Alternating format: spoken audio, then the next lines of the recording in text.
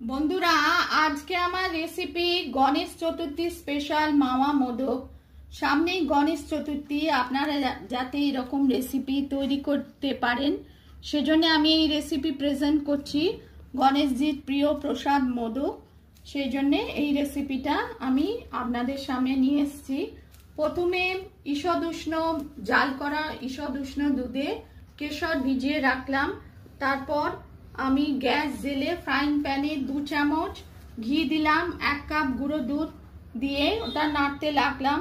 তারপর 1/3 লিকুইড দুধ, 1/4 চিনি, কারণ মিল্ক পাউডার আছে চিনিটা কম দিয়েছি, এলাইচি পাউডার, অ্যালমন্ড মিক্সিতে পেস্ট করে দিলাম। আপনারা কাজু বাদামও দিতে পারেন এর বদলে। সবই টেস্টটাকে বাড়াবার জন্যে ছোট এলাচ তো দিয়েছিলাম। তারপর নাড়তে নাড়তে একটা কেশর, যে ভিজিয়ে রাখা দুধটা কেশর দিয়ে ভিজিয়ে রেখেছিলাম সেটাও এর মধ্যে দিয়েছিলাম টেস্টটাকে বাড়াবার জন্যে। শেষে তারপর মন্ডটা ঠান্ডা করে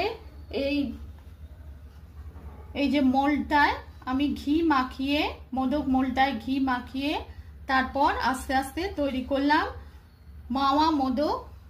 আর ওপর থেকে পেস্তা দিয়ে গার্নিশ করেছিলাম। রেসিপি পছন্দ হলে লাইক করবেন, চ্যানেলটিকে সাবস্ক্রাইব করার অনুরোধ রইল।